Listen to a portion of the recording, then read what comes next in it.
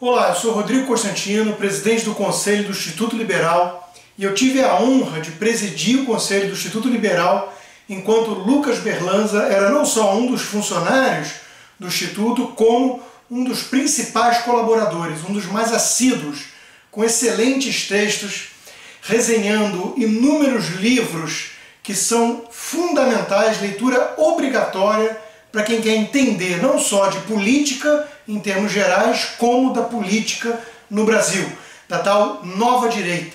Se existe uma nova direita crescendo no Brasil, isso se deve em parte ao esforço de jovens talentos como o de Lucas Berlanza. Eu destaco aqui a sua maturidade, apesar da idade. O Lucas, você lê os textos dele e parece que você está lendo um texto de alguém de 50 anos de idade. Ele é jovem, mas ele tem já uma maturidade ao lidar com aqueles temas que não é comum ver mesmo em pessoas mais velhas. Isso sempre chamou muito a minha atenção. Além disso, ele tem essa mescla de liberalismo com pitadas de conservadorismo, que eu chamo de conservadorismo de boa estirpe, que eu acho fundamental para defender o verdadeiro liberalismo clássico, inclusive de seus detratores do lado liberal, entre aspas, né? Eu sou o defensor da tese de que o pêndulo exagerou muito para um lado e hoje, infelizmente, alguns ditos liberais confundem liberalismo com libertinagem, com relativismo moral e com outras bandeiras que historicamente não estavam associadas ao liberalismo. Aliás, por falar em história, outra grande qualidade do Lucas é mergulhar nos livros clássicos de outras eras, inclusive dos formadores do liberalismo no Brasil. Porque tem alguns liberais aí que acham que o liberalismo surgiu agora, recentemente, no nosso país, e não é verdade. Então ele vai lá e pesquisa Joaquim Nabuco, depois Carlos Lacerda, ele era dono de um blog chamado o Sentinela Lacerdista, né? Então ele é um grande entusiasta aí da combinação que tinha o intelectual com o estadista, o senso prático de Carlos Lacerda, né? Então realmente eu acho que vocês têm aí em mãos um livro fundamental para entender a política geral e a conjuntura do Brasil. O Lucas sempre soube observar a conjuntura e usar todo o arcabouço intelectual, atemporal desses pensadores para essas análises. Então é uma combinação muito rica. Eu fico muito feliz aí com a iniciativa de José Loredo, de ter endossado, apostado nesse jovem talento. Tenho certeza que o livro vai ser um sucesso. E brinco, inclusive, aqui com as nossas diferenças. Eu sou um liberal conservador, né, segundo pelo menos os libertários, que sempre olhou para a própria história do Brasil com um certo desdém.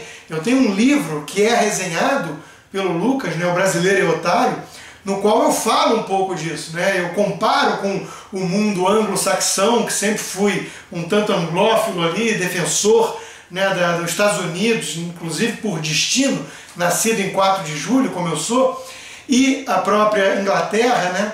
E criticava muito a história do Brasil, pelo menos os seus marcos e traços culturais, enquanto o Lucas é um fervoroso defensor disso tudo, né? Um carnaval, por exemplo, e aí ele está alinhado com o meu editor na Record, que é o Carlos Andreasa, que é um fanático pelo Império Serrano, mas o fato é que o Lucas tem essas raízes brasileiras aí, da cultura nacional muito enraizadas, né? As raízes muito enraizadas é ótimo, mas muito determinantes em sua personalidade.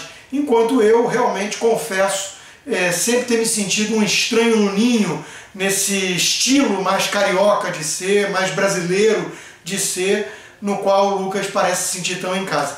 Então eu acho uma combinação complementar muito interessante para o meu estilo e sempre gostei muito de ler os seus textos. Fico muito feliz de ter lançado então um livro com esses quase 40 autores aí que ele está dissecando, resenhando, para que vocês possam ter uma base inicial do pensamento liberal conservador. Isso não é um oxímoro, isso existe e o próprio Lucas demonstra como tivemos pensadores parrudos na história do Brasil e do mundo defendendo esse troço aí, né? Liberal conservador. e isso faz muita falta no Brasil de hoje, que tem ou a hegemonia de esquerda de um lado, ou, na minha opinião, uma turma de direita, digamos assim, mais libertária, né, que eu acho que peca, às vezes, por até mesmo uma postura infantil em relação à política e à ciência política. Lucas, repito, apesar de ser jovem, entende o que está em jogo e resgata aí a importância de pensadores como Edmund Burke, por exemplo, e tantos outros, que adicionam um pouco mais de maturidade e prudência a esse debate político. Sucesso, Lucas! Parabéns a todos vocês que estão aí demonstrando interesse nesse jovem talento do liberalismo clássico.